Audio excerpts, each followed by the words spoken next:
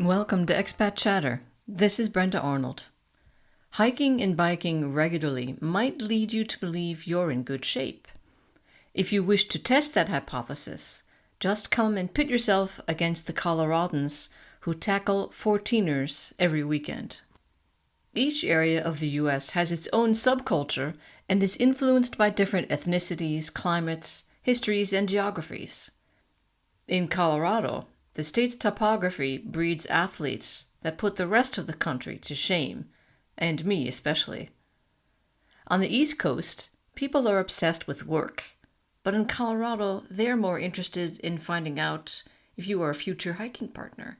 Failing that, then biking, or maybe skiing.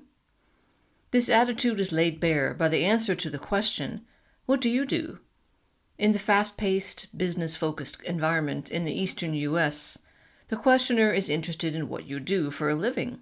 Are you an accountant, lawyer, or stockbroker? And especially, how much money do you earn? Not in Colorado. Here, when people ask you what you do, they want to know what sport you do. They couldn't care less about your job. In Colorado, people march, or rather ski, hike, and bike, to the beat of a different drum. My friend's daughter Jackie learned this when she left Colorado to attend college in Ohio. She discovered that while her athletic skills may be considered average in Colorado, they practically make her an Olympian in Ohio, a state better known for snowstorms, tornadoes, and sluggish horse-drawn Amish buggies that hold up traffic on rural roads, none of which particularly incline the residents to set foot in front of their doors, let alone on a hiking trail. Back home in Colorado, if she says, "I'm a skier," or "Sure, I like to hike," it elicits invitations such as, "Cool, how about doing a 14er?"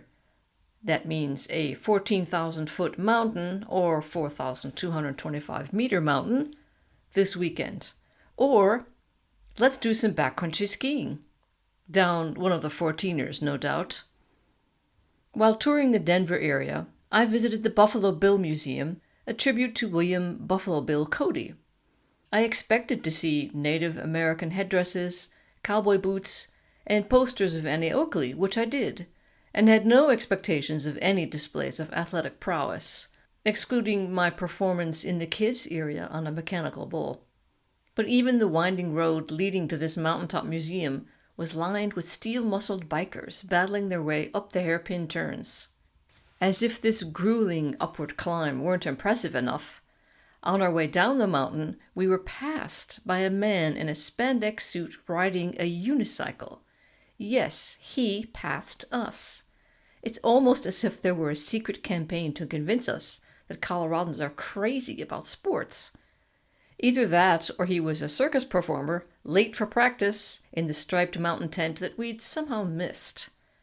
Any doubt I had as to the state's athletic prowess was whisked away by the burst of wind in my face left in the trail of the speeding unicycle.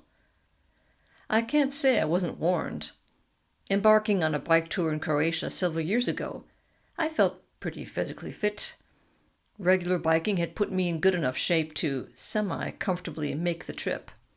My pride was quickly dampened by a 40-something couple from Denver, Colorado, who were booked on the same bike tour. "How did you guys prepare for this bike tour?" I asked them tentatively, expecting to hear of a detailed training program. Instead, they just exchanged glances and shrugged.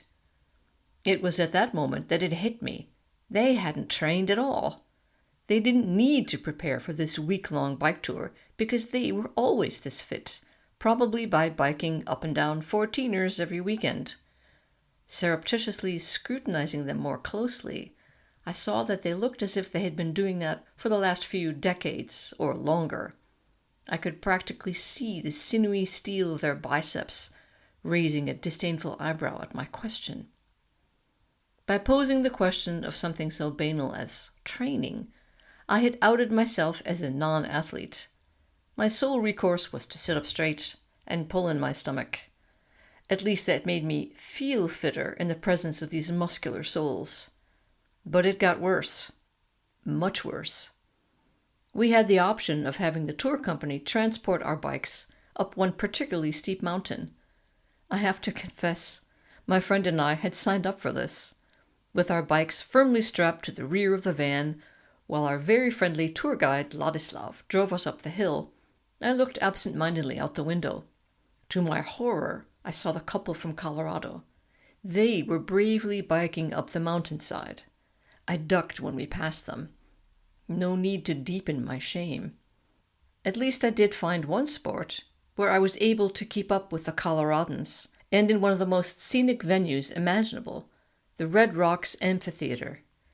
We arrived at 7 a.m. along with a good 1,000 others to a mass yoga class on terraced benches wedged in between two stunning red rock formations. The Beatles and many other top performers have played here, but on that magical morning only the voice of the yoga instructor was audible over the loudspeakers. I'd like to think this makes up for the 14ers that I'll never climb or bike up, nor ski down. I choose to engage with them the same way I engage with the people who do, letting them do their own thing, while standing in awe at a respectful distance.